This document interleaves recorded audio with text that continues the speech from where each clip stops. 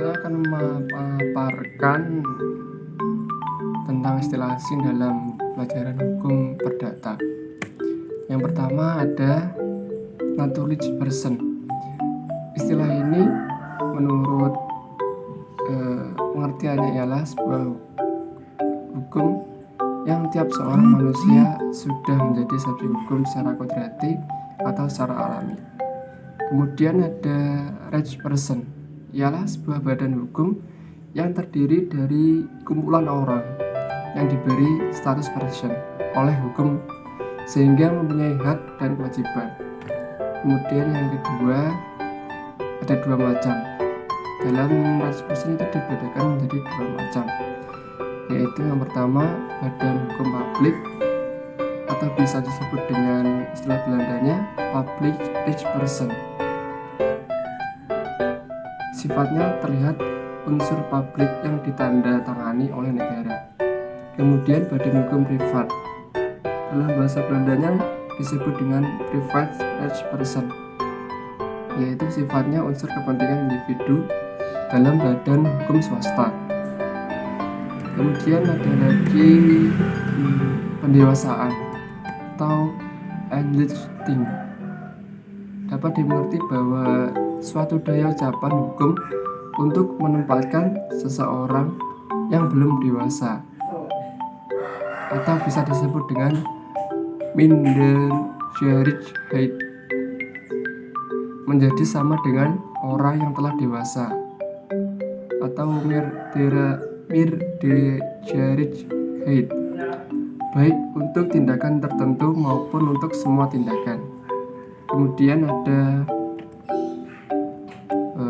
pengampunan atau syorajal, adalah keadaan di mana seseorang karena sifat pribadinya dianggap tidak sanggup bertindak di dalam lalu lintas hukum.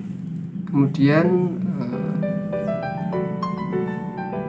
orang yang di bawah pengampunan tersebut jurandus, sedangkan orang yang bertugas sebagai wakil dari orang yang berada di bawah pengampunan adalah jurator. Kemudian ada lagi perwalian atau fukbij, adalah pengawasan anak di bawah umur yang tidak berada di bawah kekuasaan orang tuanya. Kemudian ada lagi teori ucapan atau uniting theory, ialah kesepakatan terjadi pada saat pihak penerima menawarkan menyatakan bahwa ia menerima penawaran tersebut.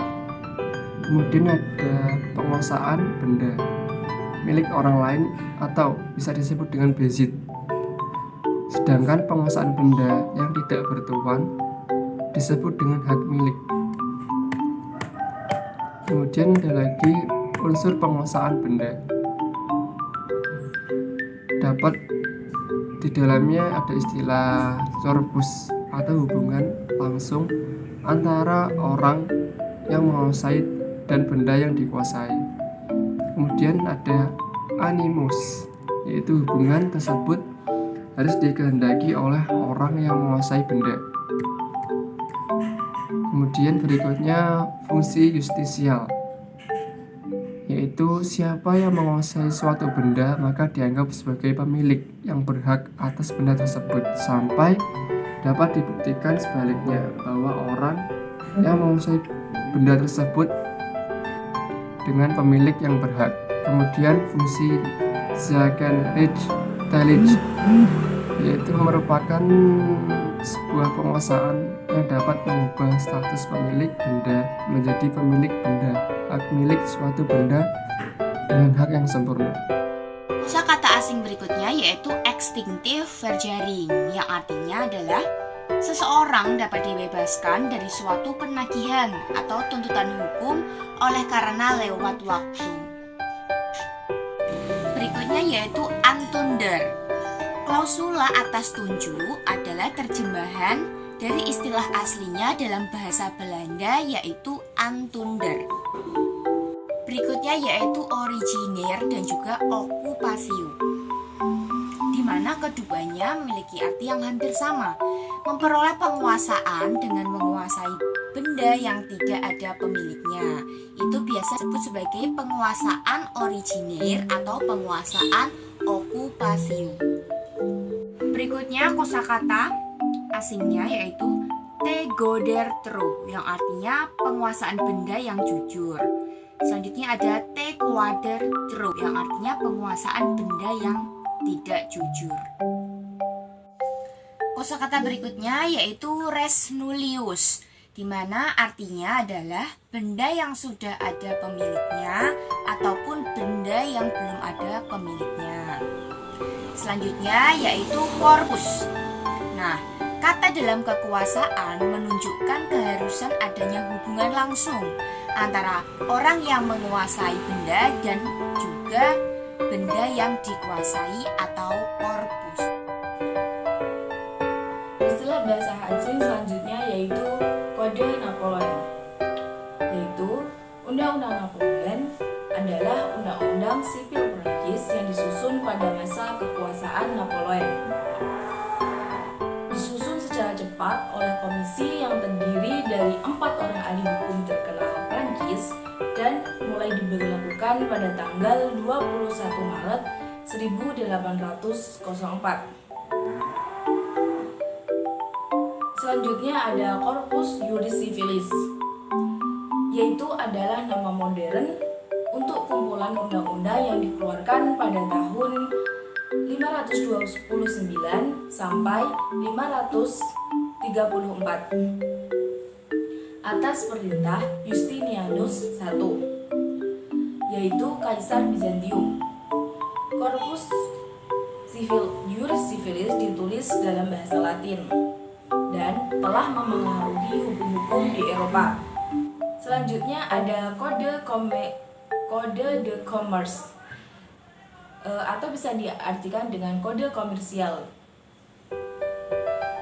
Jadi dia adalah kodifikasi hukum privat yang berkaitan dengan pedagang, perdagangan, badan usaha, kontrak komersial, dan hal-hal lain seperti instrumen yang dapat dinegosiasikan. Banyak sistem hukum civil law memiliki kodifikasi hukum komersial. Bab 6. Materi yang kedua. Yang pertama, Onderlergik, yang artinya tidak ada kepentingan yang berharga. Yang kedua, Bunrecht, adalah hukuman yang mengatur hak dan kewajiban orang yang hidup bertetangga. Hak dan kewajiban tersebut berkenaan dengan penggunaan dan pengusahaan hak milik yang terletak berdekatan atau berdampingan. Yang ketiga, Afgelederechten, yang artinya lain itu tidak lebih dari hak tuntunan. Yang keempat, Originärrecht, hak milik adalah hak utama, induk dari semua hak kebendaan. Sotam Malikwel adil menyebut hak milik itu sebagai hak pangkat atau Originärrecht, karena dengan adanya hak utama maka dapat terjadi hak-hak lain. Yang kelima, Medegiledion, hak milik bersama. Yang keenam, Obligatoire, yaitu perjanjian yang mewajibkan seseorang untuk menyerahkan atau membayar sesuatu. Yang ketujuh, Transfer of ownership, yaitu yuridis yang mengalihkan atau memindahkan hak milik. Yang kedelapan, Basic, adalah kedudukan seseorang yang menguasai suatu kebendaan baik dengan diri sendiri maupun dengan perantara orang lain dan yang mempertahankan atau menikmatinya selaku orang yang memiliki kebendaan itu.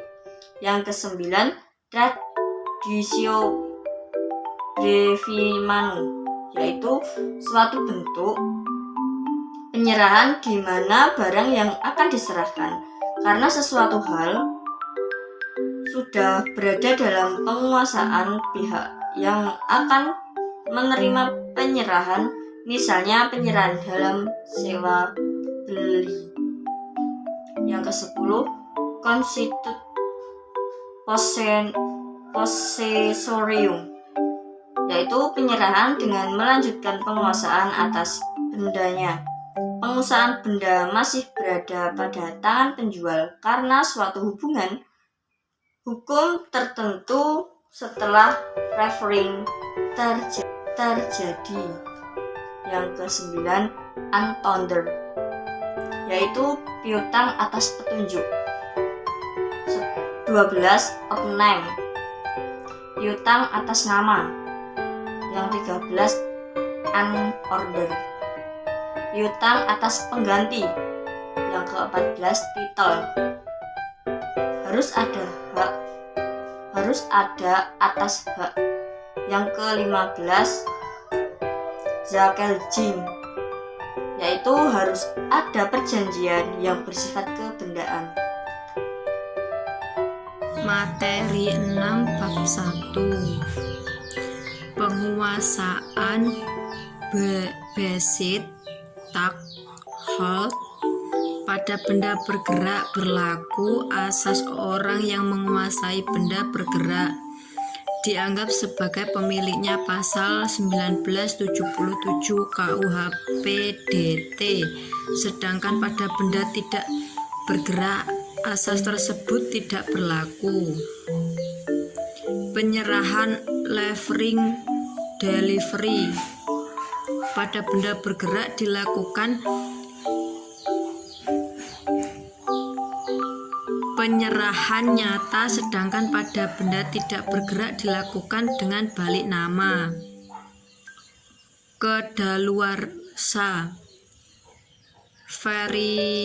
varying expired pada benda bergerak tidak dikenal kadaluarsa sebab yang menguasai benda bergerak dianggap sebagai pemiliknya, sedangkan pada benda tidak bergerak dikenal kedaluarsa yang diatur dalam pasal 1963 KUH PDT.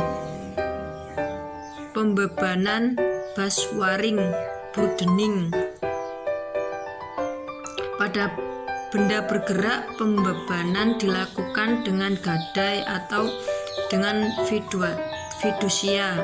Pada benda tidak bergerak berkenaan dengan tanah, pembebanan dilakukan dengan hak tanggungan UU nomor 4 tahun 1996, sedangkan pada benda tidak bergerak berkenaan dengan bukan tanah seperti kapal laut, pesawat udara dilakukan dengan hipotek. Hak kebendaan zaklik rek diatur dalam buku KUH PDT. Hak kepribadian personlik heid rek hak kebendaan zaklik rek diatur dalam buku KUH PDT. Hak kepribadian personlik headtrack gadepan jaminannya adalah benda bergerak. Sedangkan materi 6 bab 4 gadepan, gade bersifat asesor. Asesor berarti perjanjian jaminan merupakan perjanjian tambahan yang tergantung pada perjanjian pokoknya. Perjanjian pokok adalah perjanjian pinjam meminjam atau utang piutang yang diikuti dengan perjanjian tambahan sebagai jaminan. Dapat dengan akta tidak otentik underhand, akte yang dibuat oleh pihak-pihak saja.